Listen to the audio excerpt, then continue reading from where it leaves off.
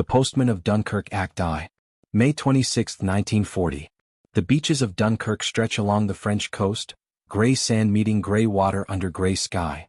338,000 British and French soldiers are trapped here, surrounded by German forces, their backs to the channel, waiting for evacuation that might never come. The Luftwaffe bombs them continuously, Stukas screaming down from clouds, German artillery pounds positions relentlessly. Men die by hundreds, by thousands, bodies scattered across sand and floating in shallow water. This is the end of the British Expeditionary Force, the conclusion of the French campaign, defeat made visible in smoke and blood and desperate waiting. Among these hundreds of thousands, one man carries something different from weapons and ammunition. Tom Hardy, 42 years old, postman from Brighton, serving with the Royal Army Service Corps, he carries a mailbag. Not just any mailbag, but one filled with letters from soldiers to their families, final messages written in foxholes and trenches, sealed envelopes addressed to wives and mothers and children who wait in England for news that might never arrive. These letters were supposed to go through normal military postal service, sorted and delivered through established channels. But normal service has collapsed with everything else, overwhelmed by the chaos of retreat, the disintegration of command structure, the total breakdown of military order. Hardy had been assigned to postal duties 3 weeks earlier, sorting mail at Forward Depot near Belgian border. Routine work, unglamorous but necessary, keeping communication lines open between soldiers and home. He took the job seriously, understood that letters mattered enormously to men far from family, that connection to loved ones sustained morale better than any speech or propaganda. He processed hundreds of letters daily, ensured they reached proper channels, maintained the fragile thread linking soldiers to the world they fought to preserve. Then the German offensive began, panzer divisions punching through Ardennes, sweeping across France with terrifying speed, encircling Allied forces before they could retreat or reorganize. Hardy's depot was evacuated hastily, personnel ordered to abandon everything non-essential and fall back toward coast. He watched other postal workers leave letters behind, mailbags dumped in courtyard to lighten loads, thousands of undelivered messages abandoned to German occupation. He couldn't accept that, couldn't leave soldiers' final words to be destroyed or captured. He grabbed one mailbag, the largest he could carry, filled it with as many letters as possible, slung it over his shoulder and joined the retreat. 4 or 5 days he walked toward Dunkirk, carrying that mailbag through collapsing France, through burning villages and cratered roads and columns of refugees fleeing German advance. Other soldiers questioned his sanity, suggested he dump the bag, save his strength for fighting or escaping. Hardy refused. He had made implicit promise to these soldiers, accepted responsibility for their letters, committed to delivering them home. That commitment didn't end because of military defeat or personal danger. If anything, defeat made it more important. These letters might be final communication between soldiers and families, last words from men who wouldn't survive evacuation. The weight became unbearable after the first day, 20 pounds of paper and hope pressing into his shoulder, slowing his march, exhausting muscles already strained by continuous retreat. His back ached constantly, his shoulder developed massive bruise where strap cut into flesh, his legs trembled with fatigue. But he kept walking, kept carrying the bag, refused every offer from sympathetic soldiers to help lighten his load. This was his burden, his responsibility, his promise to keep. He arrived at Dunkirk on May 24, joining hundreds of thousands of soldiers crowding beaches and harbor, waiting desperately for evacuation. The scene was apocalyptic, biblical in its scale of suffering and chaos. Men lined up in neat queues stretching hundreds of yards into the water, maintaining British discipline even in disaster's face, waiting their turn for boats that arrived too slowly, too small, too few. Luftwaffe bombers attacked continuously, Stukas diving through clouds, machine guns raking beaches, bombs exploding among packed formations, killing dozens with each strike. Bodies floated in shallow water, wounded men cried for medics who couldn't reach them, officers tried maintaining order while structure collapsed around them. Hardy found position near destroyed pier, set his mailbag down carefully, protected it from water and bomb damage while he waited for evacuation. Around him, soldiers discarded equipment to lighten loads for swimming if boats didn't arrive, rifles and helmets and packs scattered across sand. Some men suggested Hardy abandon his mailbag too, argued that letters meant nothing compared to lives, that carrying mail during evacuation was insane. Hardy ignored them. These letters represented the last meaningful thing he could accomplish in this catastrophe, the only positive action available in a situation defined by loss and retreat. The evacuation began slowly on May 27, Small boats arriving from England, civilian vessels mixed with Royal Navy ships, fishing boats and pleasure yachts and ferries pressed into service. Operation Dynamo, Churchill called it, desperate attempt to save something from total defeat, to extract even fraction of trapped army before Germans completed their victory. The boats came under constant attack, Luftwaffe targeting them relentlessly. Some sank before reaching shore, others exploded while loading soldiers, crews dying alongside men they tried to save. Hardy watched the evacuation process with growing despair. The queues moved so slowly, thousands of men waiting for hundreds of boats. Simple mathematics suggesting most wouldn't escape before Germans arrived or ammunition ran out or Luftwaffe killed everyone. Officers prioritized younger soldiers, combat troops, specialists needed for Britain's defense. Support personnel like Hardy, older men, postal workers, they were secondary, expendable in hierarchy of survival. He accepted this logic intellectually, understood the military necessity of saving fighters over administrators.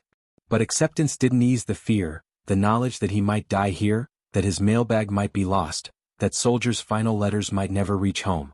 On May 28, the situation worsened dramatically. German artillery found range to beaches, shells falling among packed formations, each explosion killing dozens, wounded men screaming in sand while medics worked frantically with insufficient supplies and overwhelming casualties. A shell exploded 30 yards from Hardy's position, concussion wave knocking him down, shrapnel whistling overhead, smoke and sand and debris raining down. He covered the mailbag with his body instinctively, protecting letters from damage, accepting risk to himself to preserve others' final words. When the smoke cleared, he found his position surrounded by wounded and dying, men torn apart by shrapnel, bleeding out in sand while calling for mothers and wives. Hardy tried helping, applied basic first aid with trembling hands, but he had minimal medical training, couldn't stop the bleeding, couldn't ease the pain. He held dying men's hands, whispered reassurance he didn't believe, promised they would be remembered. Then he returned to his mailbag, checked letters for damage, counted envelopes to confirm none were lost. The juxtaposition was obscene, caring about mail while men died nearby, prioritizing paper over people. But the letters represented people too, families waiting in England, children who deserved father's final message, wives owed husband's last words. May 29 brought worse weather, heavy clouds reducing Luftwaffe activity but making boat navigation treacherous. Fewer vessels arrived, evacuation slowed further, queues grew longer. Hardy calculated grimly, estimating days remaining before Germans overran position, comparing that timeline against evacuation rate, understanding the mathematics suggested he wouldn't escape. He accepted death's probability with strange calm, more concerned about letters than personal survival, worried that mailbag would be lost, that families would never receive final messages from sons and husbands and fathers. That evening, watching sunset through smoke and clouds, Hardy made decision. If he couldn't evacuate, couldn't carry letters home personally, he would find another way to ensure their delivery. He approached junior officer coordinating boat assignments, explained his situation, requested that mailbag be given priority over his personal evacuation. The officer looked at him like he was insane, suggested Hardy abandon the damn mail and focus on surviving. But Hardy persisted, argued that letters represented final communication from hundreds of soldiers, that delivering them mattered more than one postman's life, that someone needed to prioritize these messages even if military logic said otherwise. The officer, Lieutenant James Morrison, 24 years old, exhausted beyond measure, made snap decision. He couldn't give Hardy priority boarding, couldn't justify using boat space for mail over men. But he could take the mailbag with him, personally ensure it reached England, deliver it to postal authorities for proper distribution.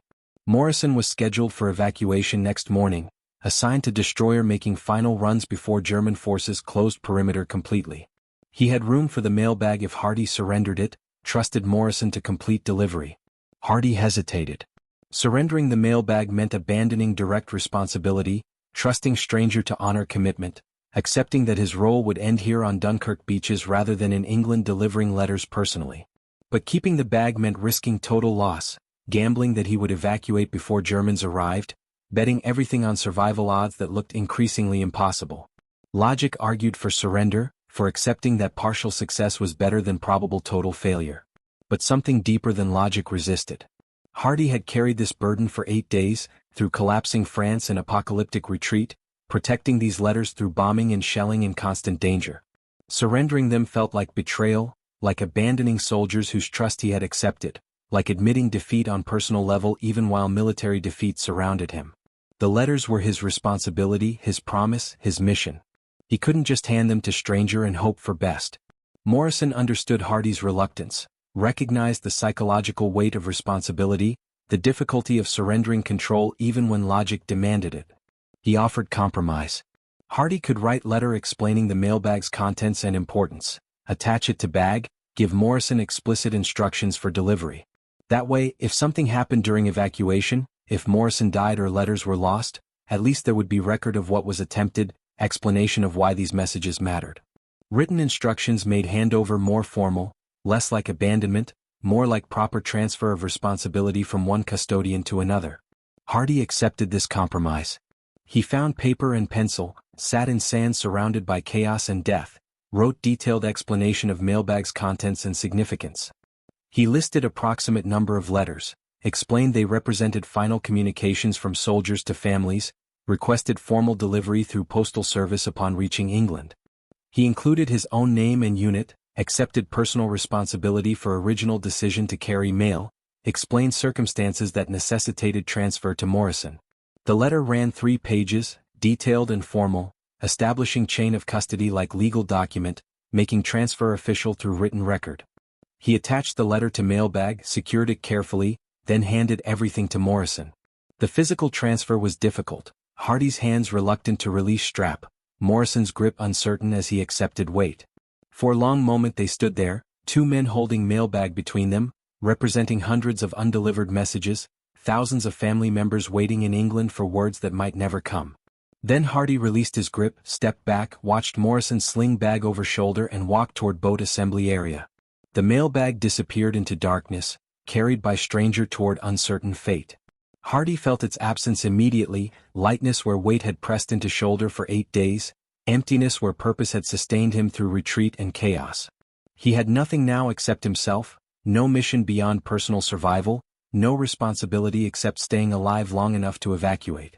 The transformation from custodian to ordinary soldier left him disoriented, purpose replaced by purposelessness, meaning drained from situation that had been unbearable but comprehensible. May 30th morning. Morrison's destroyer arrived for final evacuation run, loading soldiers rapidly under German artillery fire. Morrison carried the mailbag aboard, protected it during boarding chaos, found secure storage location below deck. The destroyer pulled away from Dunkirk, packed with soldiers, riding low in water from human cargo weight, struggling toward England through rough Channel seas and continuing Luftwaffe attacks. Hardy remained on beach, watching destroyer disappear toward horizon, hoping Morrison succeeded, hoping letters reached England safely, hoping his decision to surrender custody rather than risk total loss was correct. Around him, thousands of soldiers still waited for evacuation, queues stretching endlessly into water, final desperate hours before German forces completed encirclement. Some would escape, rescued by continuing small boat operations. Most wouldn't, destined for captivity or death, casualties of military disaster that cost France and nearly destroyed British Army. Hardy joined queue mechanically, shuffling forward few feet each hour, waiting his turn for boats that arrived irregularly, hoping luck would favor him though he had no reason to expect such fortune.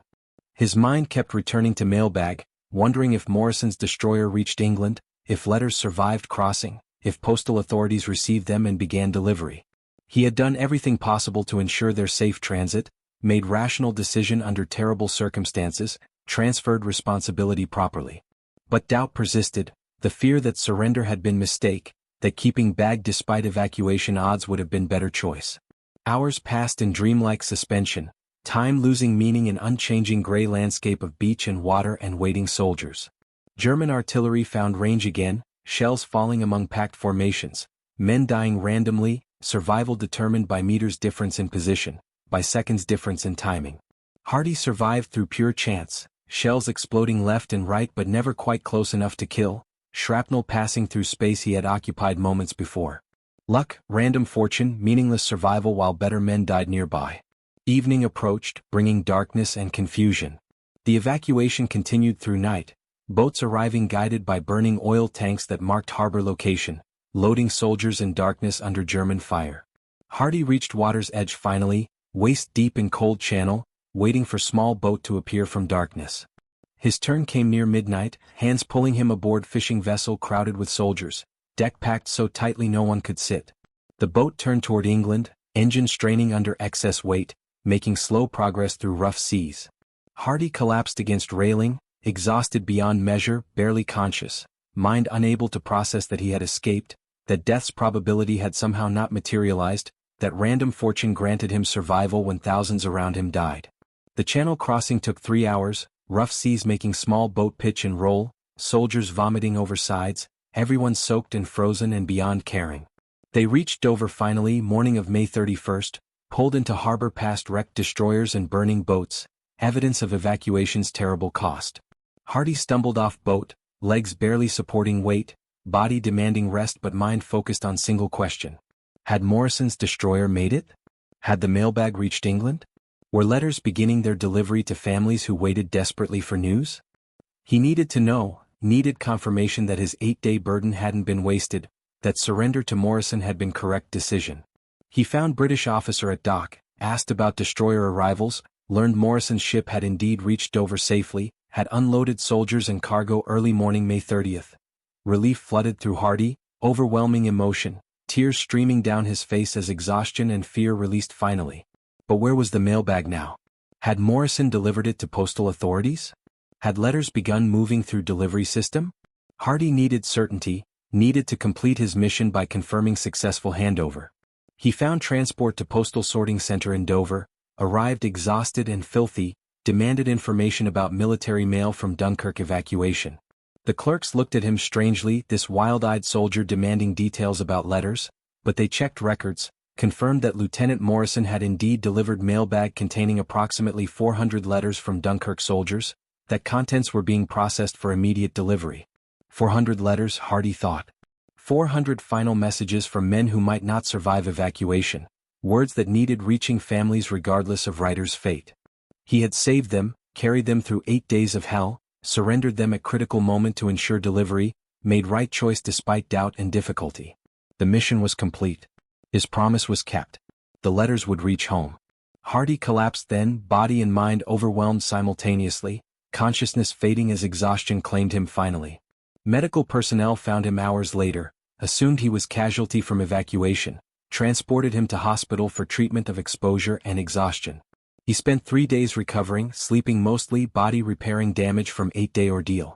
When he woke fully, first question he asked was about letters. Nurse confirmed what he already knew, mailbag had been processed, letters were being delivered throughout England, families were receiving final words from Dunkirk soldiers.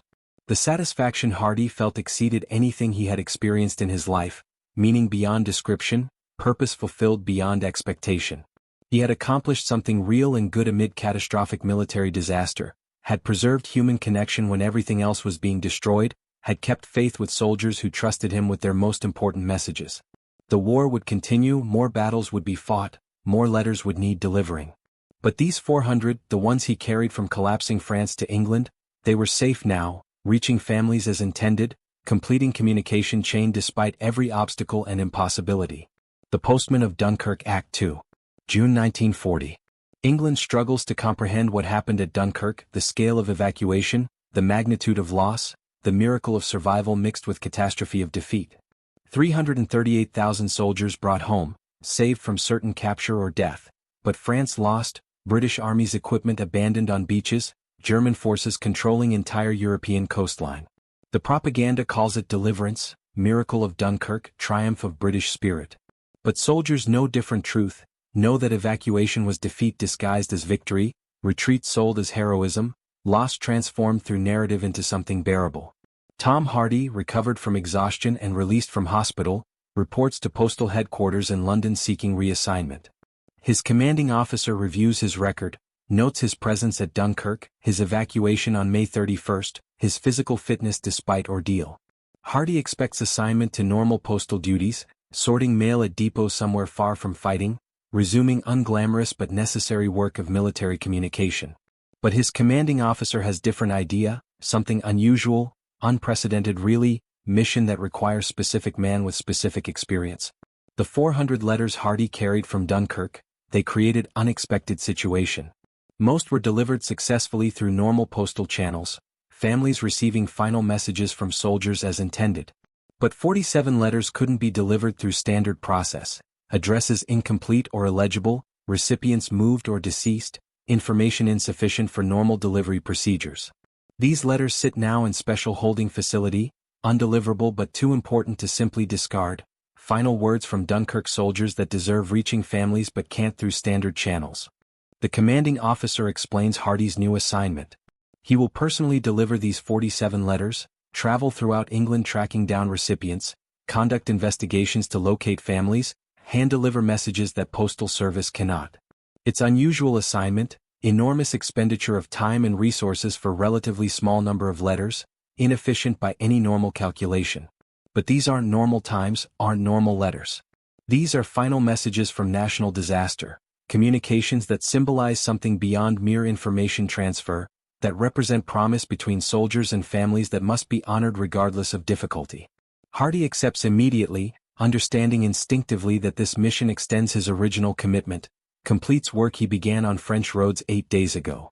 The letters he carried from Dunkirk were saved physically but not delivered fully, communication chain broken at final stage by practical obstacles. His responsibility doesn't end at English shore, doesn't conclude with mailbag's arrival. True completion requires ensuring every letter reaches intended recipient, that every family receives words written by son or husband or father, that promise implied in carrying mailbag is kept absolutely. He receives the 47 letters in large envelope, studies each one carefully, notes problems preventing normal delivery. Some addresses are partially destroyed by water damage, ink smeared, words illegible. Some contain only first names and approximate locations, soldiers writing quickly without full postal details. Some list addresses that no longer exist, buildings destroyed in blitz or families evacuated from dangerous areas. Each letter presents unique challenge requiring investigation, detective work, persistence beyond normal postal service capabilities. Hardy begins systematically, organizing letters by region, planning routes that minimize travel time while maximizing delivery probability. His investigation tools are limited: military directory, civilian phone books, local government records, personal inquiries. No sophisticated databases, no computer searches, just patient methodical work tracking down information piece by piece, following leads that sometimes go nowhere, pursuing possibilities that often prove false. The first letter is addressed simply to Mrs. Sarah Mitchell, Coventry. No street, no house number, just city name and recipient. Coventry has population of 200,000, perhaps 5,000 women named Sarah Mitchell based on demographic calculations. Finding the correct one seems impossible, needle in haystack, task designed for failure. But Hardy travels to Coventry anyway, begins investigation at City Registrar's office, searches birth and marriage records for Sarah Mitchell, finds 17 possibilities in appropriate age range. He visits each address personally, knocking on doors, explaining his mission, asking if they know soldier who might have written from Dunkirk. 16 doors close with apologies: wrong Sarah Mitchell, no connection to Dunkirk soldiers, sympathy for his mission but inability to help.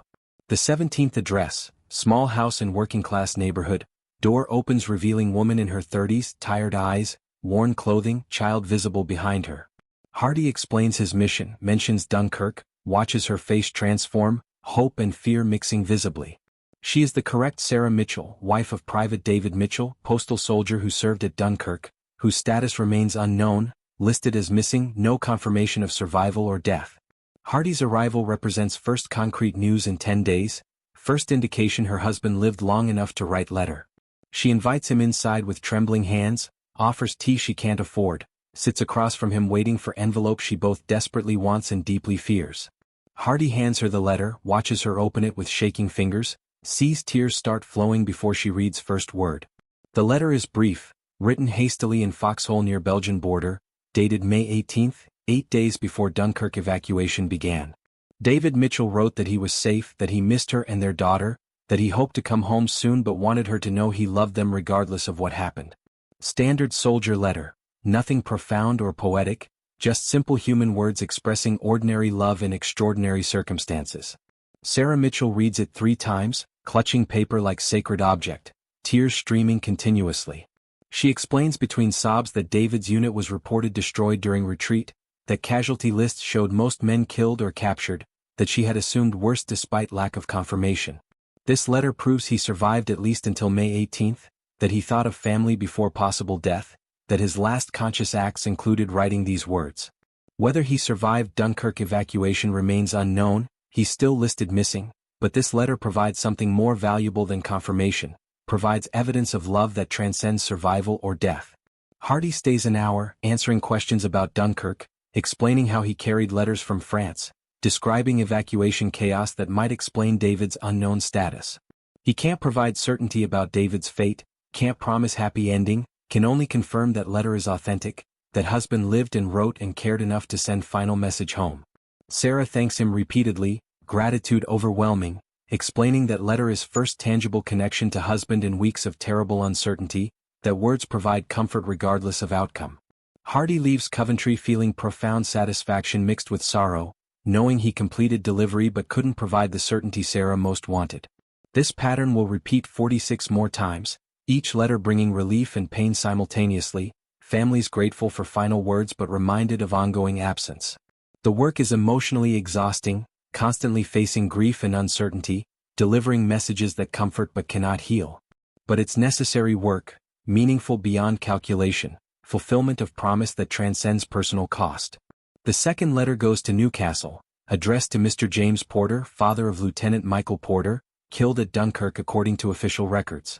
Hardy locates the family quickly through military channels, travels north expecting difficult delivery, message from dead son to grieving father. James Porter receives him coldly, suspicious of official visit, expecting bad news or bureaucratic procedure. Hardy explains his mission, hands over letter, watches father's skepticism transform to shock. Michael Porter wrote this letter on May 25, day before his confirmed death. Final communication composed hours before he died leading rearguard action covering evacuation. The letter contains no premonition of death, no dramatic final words, just ordinary update about unit movements and weather and hope for leave. But last paragraph mentions father specifically, thanks him for everything, expresses gratitude for childhood and support and love that shaped him. Those sentences, written casually without knowledge of impending death, become unbearably poignant in retrospect, accidental epitaph carrying weight the writer never intended. James Porter reads silently, face rigid with control, emotions locked behind military bearing. He's retired Royal Navy, discipline ingrained through decades of service, trained to suppress feeling, maintain composure regardless of circumstances. But letter breaks something, grief overwhelming training, tears flowing despite lifelong practice of emotional control. He clutches letter to chest, body shaking with sobs, decades of stored military stoicism collapsing in moment of private human anguish. Hardy witnesses this breakdown uncomfortably, uncertain whether to stay or leave, provide comfort or maintain distance. He remains, presence offering silent support, acknowledgement that grief deserves witnessing, that loss this profound shouldn't be experienced alone. After several minutes, Porter regains control partially, wipes tears, thanks Hardy formally for delivery. But his voice breaks saying the words, gratitude mixed with anguish, appreciation for letter inseparable from pain its contents invoke. Hardy leaves Newcastle understanding that delivering letters from dead soldiers might be harder than delivering uncertain messages like Sarah Mitchell's. Certainty of death provides no comfort, makes final words unbearably significant, transforms ordinary communication into sacred text. The remaining 45 letters include 19 more from confirmed dead soldiers, 19 more deliveries that will break families while providing words they desperately need. Hardy prepares himself psychologically, accepts that this mission will require witnessing grief repeatedly, that emotional cost will accumulate with each delivery. The third letter presents different challenge, addressed to Miss Elizabeth Thornton, London, with partial street name visible but house number destroyed by water damage. London's vastness makes search nearly impossible, millions of residents, thousands of Elizabeth Thorntons potentially. Hardy begins with phone directory, finds 43 listings for E. Thornton, visits each address over 5 days of exhausting travel across sprawling city. 42 searches fail, wrong person or no answer, dead ends and wasted effort. The 43rd address is flat in Bethnal Green, working-class neighborhood recovering from recent Luftwaffe bombing, buildings damaged but still inhabited. Hardy climbs stairs to 3rd floor, knocks on door marked Thornton, waits. Door opens revealing young woman, early 20s, wearing factory workers' clothing, exhaustion visible in posture and expression. Hardy explains his mission, mentions Dunkirk letter, watches her face cycle through confusion to recognition to desperate hope. Elizabeth Thornton, engaged to Corporal Thomas Wright, infantry soldier at Dunkirk, status unknown, no word since evacuation. Thomas Wright wrote this letter May 27, during evacuation chaos, addressed it hastily, sealed it with prayer that someone would deliver if he didn't survive. Elizabeth receives letter with trembling hands, too overwhelmed to open it immediately, invites Hardy inside instead, needs moment to prepare psychologically for words that might be final communication from fiancé. She makes tea with shaking hands, offers biscuits. Hardy suspects represent significant portion of her rations, sits finally with letter unopened on table between them. She explains that Thomas proposed before deployment, that they planned wedding for his first leave, that his disappearance has left her suspended between fiancé and widow, unable to grieve properly because death isn't confirmed, unable to move forward because hope remains. This letter represents potential closure or continued uncertainty, might confirm worst fears or sustain desperate hope. Hardy waits patiently, understanding that opening letter requires courage, that moment of reading represents irreversible transition from uncertainty to knowledge. Elizabeth sits for 5 minutes, gathering strength, preparing for whatever words contain. Finally she opens envelope carefully, unfolds paper, begins reading. Hardy watches her face, sees expressions shift, confusion appearing, then growing, transforming into something unexpected, something like relief mixed with confusion. Thomas Wright's letter contains marriage proposal, formal request for Elizabeth's hand, detailed plans for ceremony and future life together. The letter assumes Thomas survived, presumes he's writing from safety, discusses honeymoon possibilities and children's names and house they'll buy after war. Every sentence radiates optimism, confidence in survival, faith in shared future. But letter is dated May 27, middle of Dunkirk chaos, written while German artillery killed thousands, while evacuation success remained completely uncertain. The disconnect between letter's content and writing circumstances is surreal, cognitive dissonance between optimistic words and terrible context. Elizabeth finishes reading, sits silently processing, expression unreadable. Hardy waits, uncertain how to interpret her reaction, whether relief or continued uncertainty dominates her emotional response. Finally she speaks, voice quiet but steady, explaining that letter provides no certainty about Thomas's fate but confirms he loved her, planned future with her, maintained hope even in disaster's midst. Those confirmations matter enormously, provide psychological foundation for continued waiting, justify hope despite terrible odds against survival. Hardy leaves Bethnal Green understanding that letter's value transcends factual information, that emotional content matters more than survival confirmation, that families need evidence of love regardless of outcome. This realization transforms his understanding of mission, recognizes he's delivering more than paper and ink, he's providing psychological sustenance to people suspended in terrible uncertainty, offering tangible connection to missing loved ones when physical connection might never return. The deliveries continue through June and July, Hardy traveling throughout England, tracking down recipients through detective work and persistence, hand-delivering messages that Postal Service abandoned as undeliverable. Each letter presents unique challenge, each delivery invokes different emotional response, families reacting with gratitude and grief in infinite variations. Some recipients weep openly, others maintain stoic control, some want Hardy to stay and talk, others need privacy to process emotions. He adapts to each situation, provides whatever presence seems most helpful, witnesses grief without judgment, accepts gratitude without claiming credit beyond duty. Some letters bring joy, confirmations that soldiers survived Dunkirk and recovered in hospitals, missing soldiers found alive through letter delivery investigation.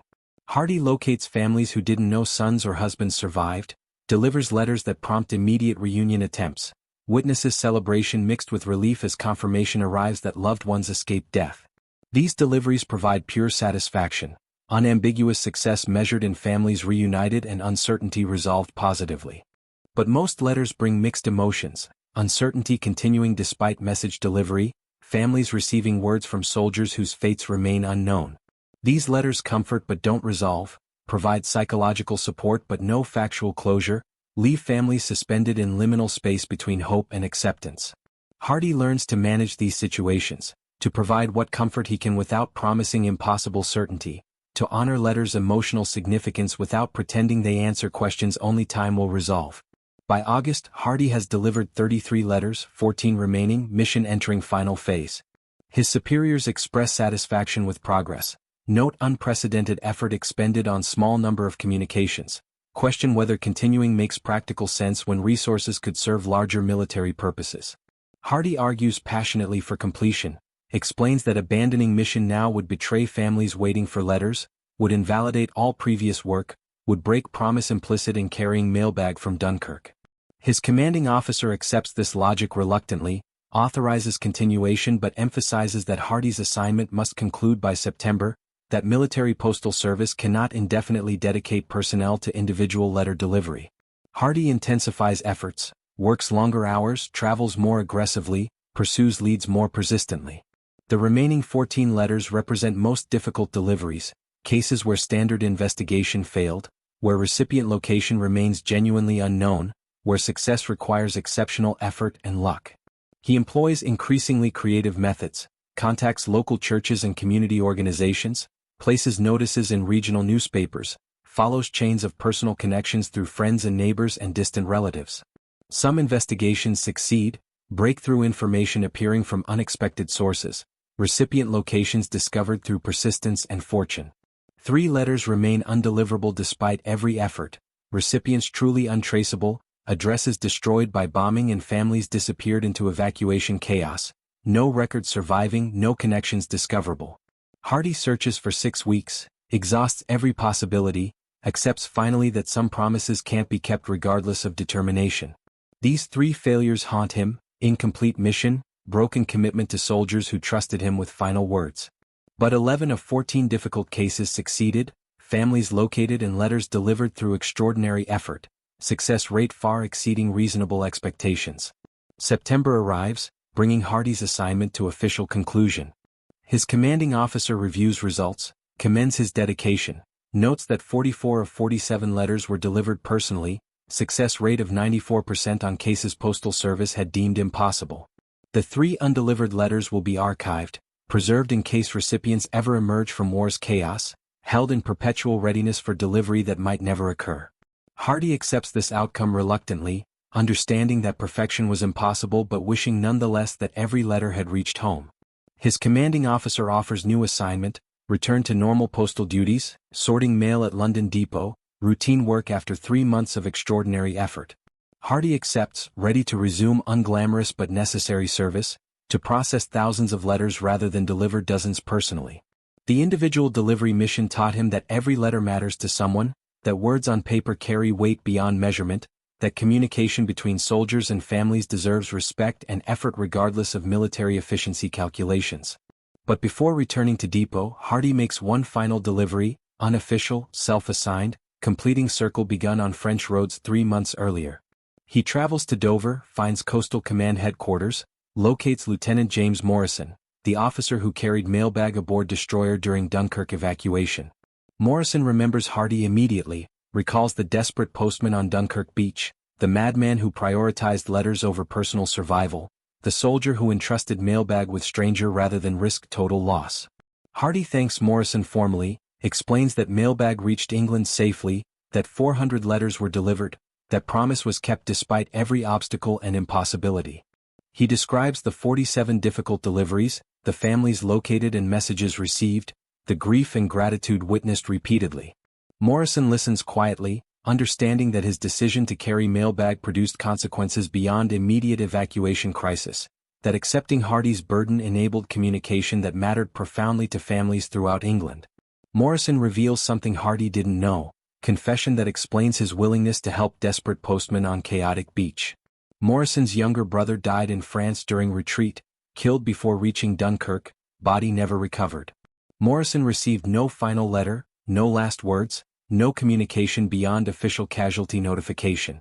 His brother's final thoughts, if he had time for any, died with him, lost to violence and chaos and total breakdown of military order.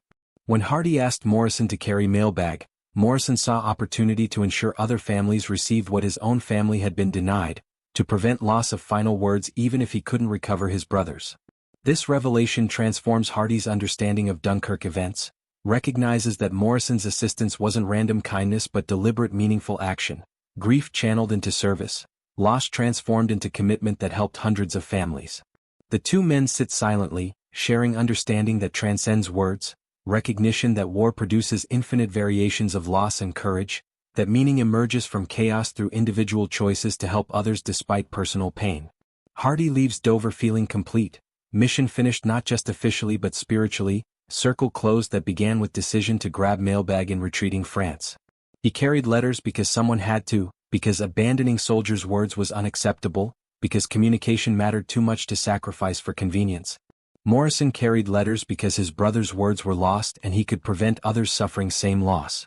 Together they completed chain connecting desperate soldiers on French beaches to families waiting anxiously in England, preserved communication that war tried to destroy, kept faith with human need for connection even when everything else collapsed.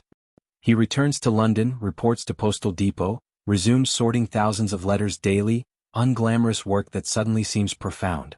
Every envelope represents someone attempting connection, maintaining relationship across distance and danger, expressing love or need or hope through words on paper. Hardy processes each letter with renewed respect, understanding that his work, however routine, enables essential human communication, that postal service matters beyond military efficiency, that delivering mail is meaningful service regardless of circumstances or difficulty. The war continues, more battles fought, more letters written, more families waiting for news.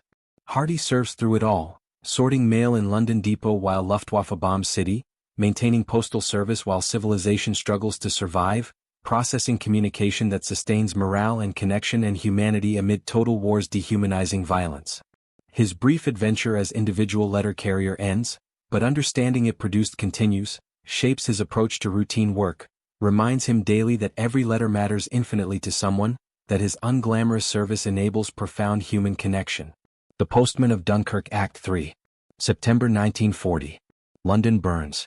The Blitz has begun, Luftwaffe bombers arriving nightly, dropping thousands of tons of explosives and incendiaries, transforming city into inferno.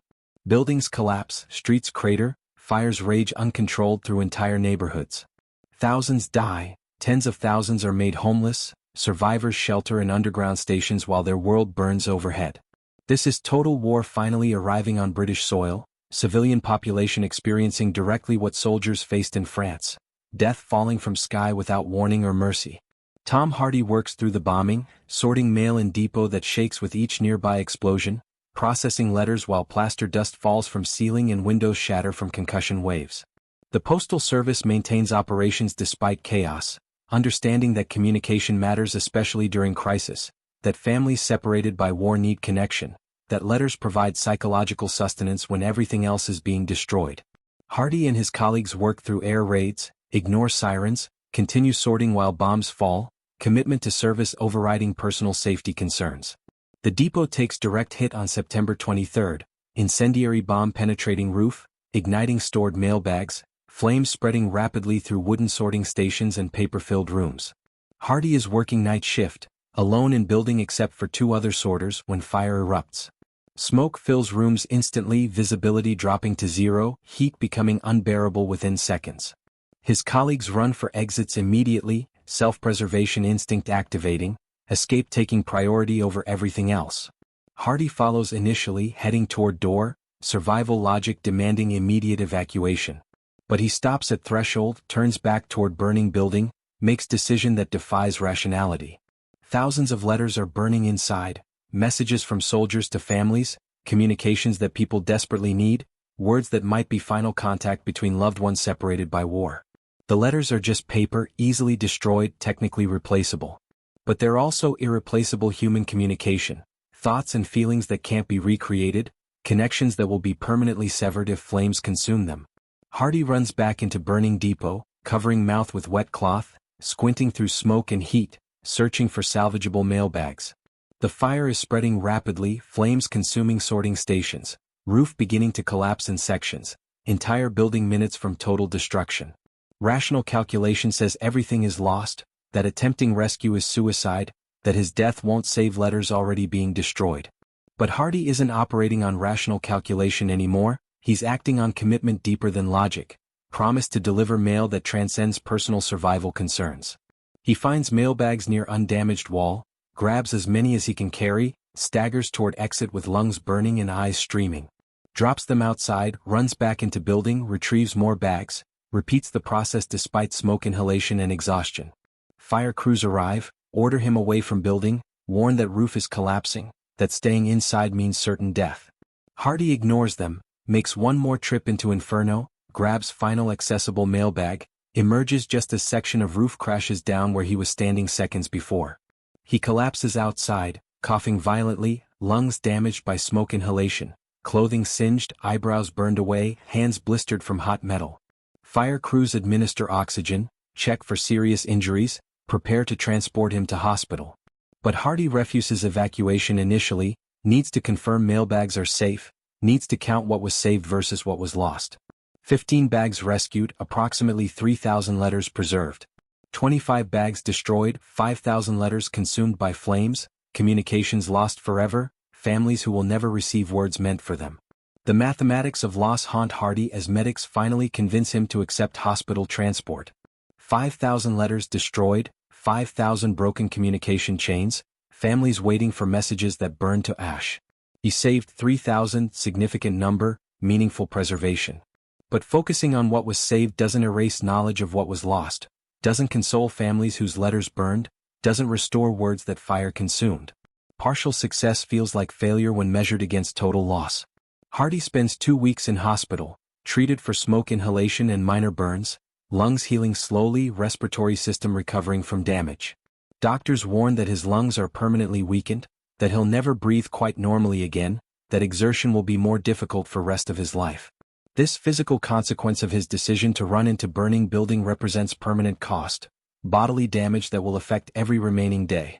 But Hardy accepts this cost without complaint, considers it reasonable price for 3,000 letters saved, worth it despite permanent impairment. While recovering, he receives visitor, commanding officer arriving with expression mixing concern and administrative necessity.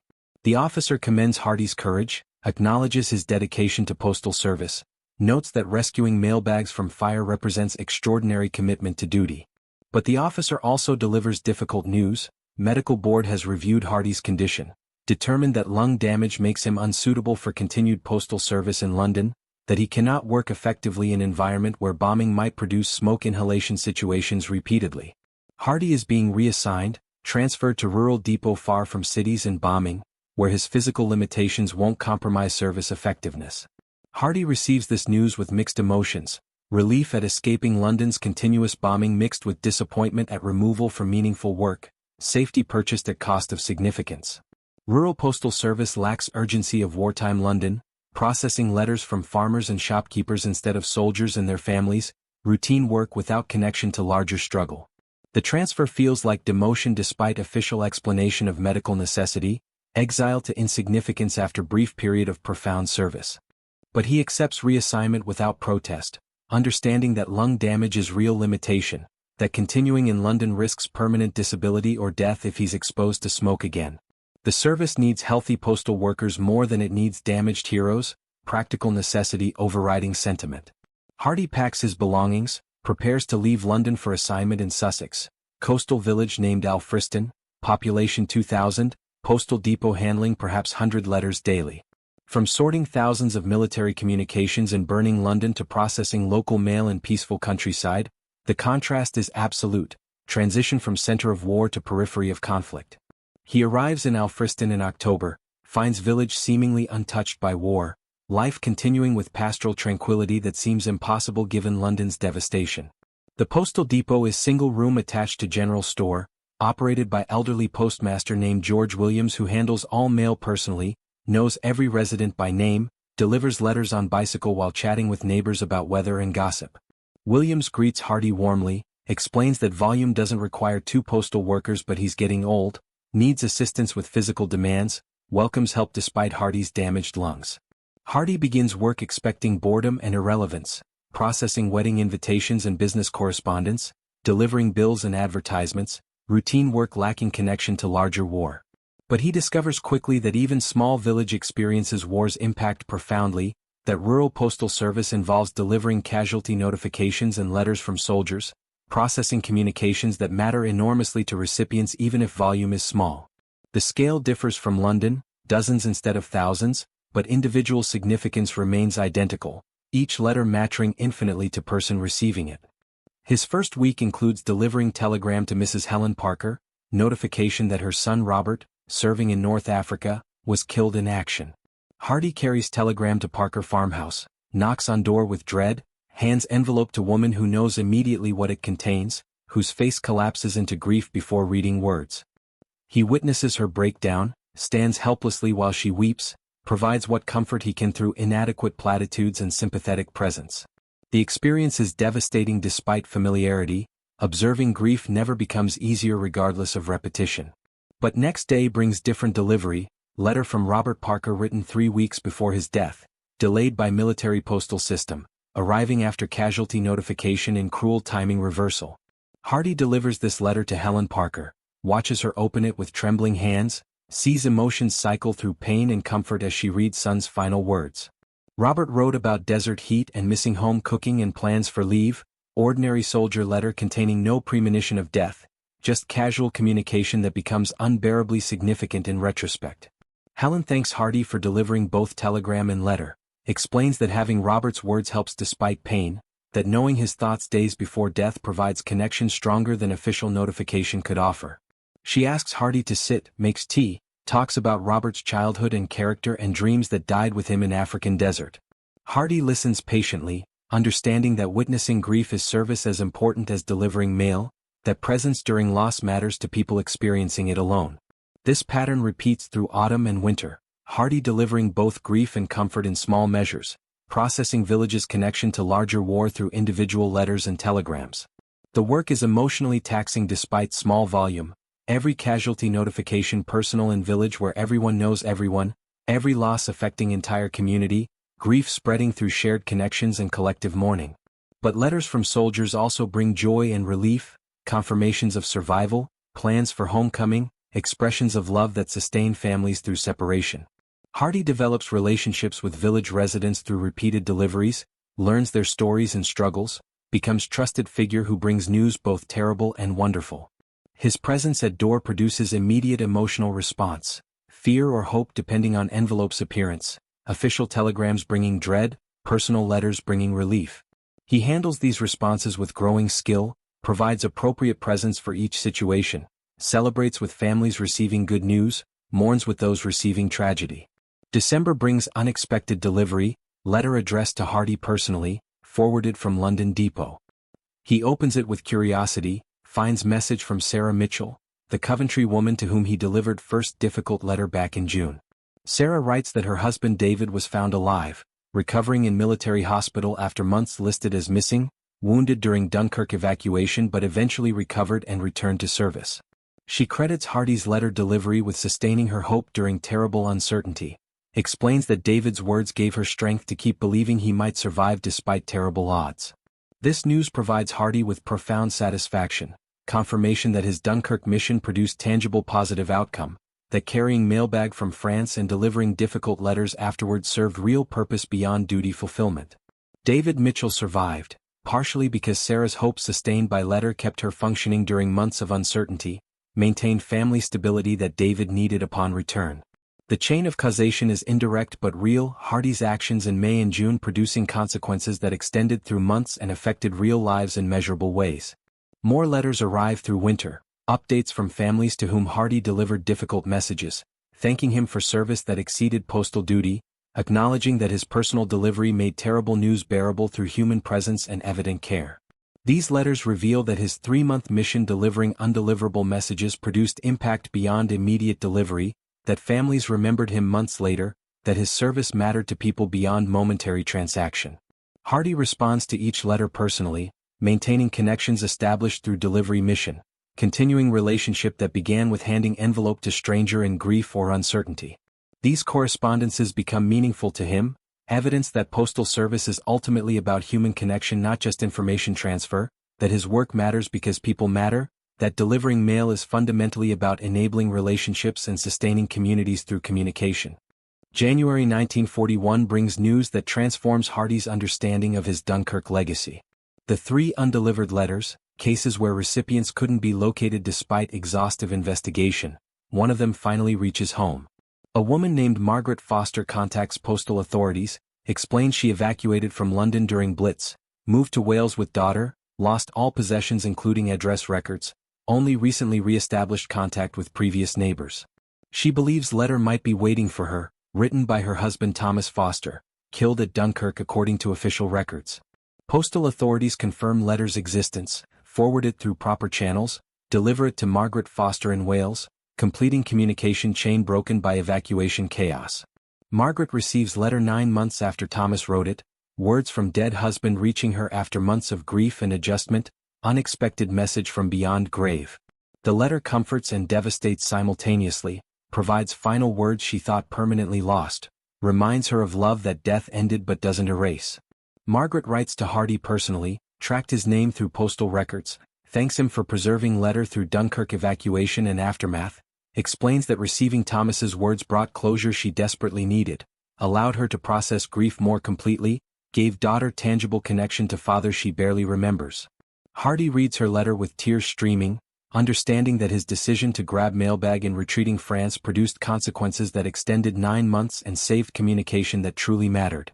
2 undelivered letters remain, recipients still unknown, families lost to war's chaos. Hardy accepts that these letters might never reach home, that some promises can't be kept regardless of determination. But 45 of 47 were delivered, success rate approaching perfection, mission accomplished beyond any reasonable expectation. Those 2 failures don't diminish 45 successes, don't invalidate effort that preserved and delivered hundreds of final messages from Dunkirk soldiers to waiting families. Spring 1941 brings warming weather and renewed German bombing, Luftwaffe shifting targets to coastal areas and industrial centers, rural villages no longer safe from air raids. Alfriston experiences its first bombing in April, German aircraft dropping incendiaries on supposed military target, actually hitting residential area, destroying homes and killing civilians. Hardy participates in firefighting efforts, helps residents escape burning buildings, works through night assisting however possible despite damaged lungs.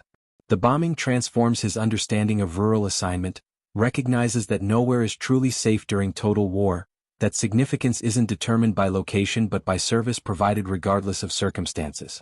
Delivering mail in small village matters as much as sorting thousands of letters in London, because every letter matters to someone, because communication sustains communities whether urban or rural, because postal service is ultimately about connecting people not processing volume. He continues working through spring and summer, delivering mail on bicycle like Williams taught him, visiting every house personally, maintaining communication network that holds village together during wartime stress. The physical work challenges his damaged lungs, leaves him breathless and exhausted, but he persists because work matters, because people depend on postal service, because surrendering to physical limitation means abandoning meaningful contribution. August brings news that changes everything, letter from postal headquarters informing Hardy of special recognition, King's Commendation for brave conduct, awarded for rescuing mailbags from burning depot in September 1940.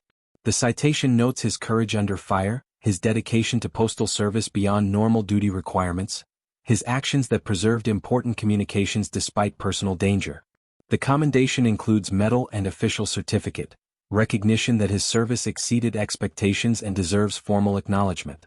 Hardy receives this honor with mixed feelings, pride and recognition mixed with awareness that many others served more courageously, that his actions were simply doing job as he understood it, that courage was less about heroism than about refusing to abandon responsibility. The mailbags contained letters that needed delivering, allowing them to burn was unacceptable, running into flames was necessary not heroic. But recognition matters regardless of personal interpretation, confirms that service was valued, that actions had meaning beyond individual perspective.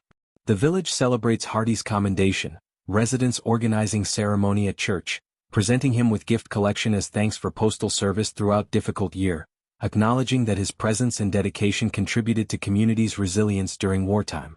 Hardy accepts celebration awkwardly, uncomfortable with attention, preferring quiet service to public recognition. But he understands that ceremony is for community not him, that residents need opportunity to express gratitude, that acknowledging service sustains morale for everyone involved. Autumn 1941 brings America into war after Pearl Harbor, transforming conflict from European struggle to truly global war, adding new dimension to postal service as American soldiers begin arriving in Britain, requiring mail processing for expanded forces. Hardy's workload increases significantly, Alfriston becoming location for American Air Base, thousands of servicemen generating daily mail volume that overwhelms small depot. Williams and Hardy work extended hours, process hundreds of letters daily, maintain service despite insufficient resources and overwhelming demand. The American soldiers remind Hardy of Dunkirk, young men far from home, dependent on letters for connection to families, desperate for mail that confirms they're remembered and loved. He processes their letters with particular care, understanding that communication matters enormously to soldiers facing possible death, that postal service provides psychological lifeline more important than military supplies or tactical information. Every letter delivered represents preserved humanity, maintained connection, evidence that individual matters despite war's mechanized violence. Winter brings news of final undelivered Dunkirk letter reaching home, recipient located through extraordinary coincidence, family found after 18 months of search. A soldier named Robert Harrison, evacuated to Canada with war orphans, carrying letter written by friend who died at Dunkirk, not knowing letter existed or that postal service had preserved it through evacuation chaos. Harrison contacts British postal authorities randomly, mentions Dunkirk service, gets connected to records showing undelivered letter for his mother Dorothy Harrison. The letter is forwarded to Canada, delivered to Dorothy through international postal cooperation, completing journey that took 18 months and crossed Atlantic Ocean. Final Dunkirk message reaching home through combination of persistence and fortune. Dorothy receives letter from son James, killed at Dunkirk, word she thought permanently lost. Communication restored through Hardy's original decision to carry mailbag from France and subsequent effort to deliver every letter regardless of difficulty. Robert Harrison writes to Hardy, explains that receiving his brother's final letter brought their mother peace after 18 months of grief, that James's words provided closure that official notification couldn't offer, that family is grateful beyond expression for service that preserved and delivered message they desperately needed. Hardy reads this letter with overwhelming emotion, understanding that all 47 difficult letters reached home finally, that perfect completion was achieved through years of effort and institutional commitment, that promise made on Dunkirk beach was kept absolutely. The war continues through 1942 and 1943, Hardy serving in Alfriston throughout, processing increasing mail volume as American forces grow, maintaining postal service despite continued bombing and resource shortages. His damaged lungs worsen gradually, breathing becomes more difficult, physical work increasingly challenging. But he continues serving because work matters, because alternative is accepting disability and abandoning meaningful contribution, because postal service needs experienced workers regardless of physical limitations. Spring 1944 brings preparations for invasion of France, Allied forces massing in southern England, mail volume exploding as hundreds of thousands of soldiers write final letters before D-Day. Hardy works continuously during this period, processing thousands of letters weekly, ensuring soldiers' final communications reach home regardless of what happens during invasion. The echo of Dunkirk is obvious, another massive military operation requiring postal service to preserve soldiers' words, another moment where communication matters more than ever because death is possible for everyone involved. D-Day succeeds, invasion establishes foothold in France, Allied forces begin liberation of Europe. Hardy processes letters from soldiers describing battles and victories, communications reflecting hope instead of desperation, progress instead of retreat. The contrast with Dunkirk is absolute, triumph replacing disaster, advance replacing evacuation, victory approaching after years of struggle. But letters remain equally important regardless of military situation. Soldiers still need connection to home, families still desperate for news, postal service still essential for maintaining human bonds across distance and danger. Victory comes finally in May 1945, Germany surrenders, European war ends, soldiers begin returning home. Hardy processes demobilization correspondence, facilitates communication enabling reunions, helps families reconnect after years of separation. The work is joyful after years of grief and loss, letters bringing celebration instead of mourning, postal service enabling happiness instead of delivering tragedy. Hardy retires from postal service in 1946, his damaged lungs finally forcing acceptance of disability, his war service concluded after 6 years of continuous effort. He leaves with satisfaction of mission completed, understanding that his service mattered beyond measurement, that carrying mailbag from Dunkirk produced consequences that extended through war years and affected thousands of lives. The 3,000 letters rescued from burning London Depot, the 47 difficult deliveries completed through extraordinary effort, the countless daily deliveries maintaining communication throughout war, all of it mattered, all of it served meaningful purpose. He lives quietly in Alfriston for remaining decades, respected village elder, former postman who served beyond normal duty, man who kept promises when keeping them seemed impossible. The story of his Dunkirk mailbag becomes village legend, repeated by residents who remember wartime, passed to younger generations as example of dedication and courage, preserved in collective memory as reminder that individual service matters regardless of scale or recognition. Hardy dies in 1974, age 76, his lungs finally failing after 3 decades of gradual decline from smoke damage sustained rescuing mailbags. His funeral is attended by entire village, residents honoring man who served faithfully for decades, who embodied postal service's best traditions, who understood that delivering mail is ultimately about connecting people and sustaining communities through communication. Among mourners is elderly woman from London, Margaret Foster, who traveled to Alfriston specifically to attend Hardy's funeral, to honor man who preserved her husband's final letter through Dunkirk evacuation. She places envelope on his casket, letter she received in 1941, Thomas Foster's final words that Hardy carried from France and preserved through chaos, communication that wouldn't exist without Hardy's determination and courage. The envelope sits there throughout ceremony, symbol of service that mattered beyond measurement, promise kept despite impossible obstacles. The mailbag from Dunkirk is preserved in Postal Museum, artifact representing extraordinary moment in British postal history, evidence that individual dedication can overcome institutional failure, that promises matter enough to risk everything keeping them. The bag is worn and stained, marked by water damage and rough handling, bearing scars from journey that began on French roads and ended in English homes, physical object representing thousands of preserved human connections. 400 letters from Dunkirk soldiers reached families because one postman refused to abandon them, because he carried burden through 8 days of retreat, because he surrendered custody appropriately when circumstances demanded, because he spent months delivering messages that postal service deemed impossible. Those 400 communications, preserved and delivered through extraordinary effort, represent triumph of human determination over logistical impossibility, evidence that service matters when people commit to it regardless of obstacles. The sea didn't have them all at Dunkirk, the bombs didn't destroy everything in London, chaos didn't permanently sever communication between soldiers and families. Some letters survived, some words reached home, some promises were kept despite everything working against them. Tom Hardy, postman from Brighton, made that survival possible through simple refusal to accept loss, through commitment to service that transcended logic and self-preservation, through understanding that delivering mail is ultimately sacred trust between sender and recipient that must be honored regardless of difficulty.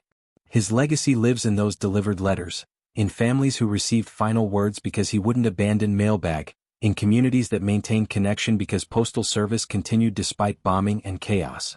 The work was unglamorous, often invisible, rarely recognized. But it mattered infinitely to people who received letters they desperately needed, who maintained hope through words that might never have reached them without Hardy's determination. The postman of Dunkirk kept his promise. The letters reached home. The service continued. That's all that mattered. That's everything that mattered.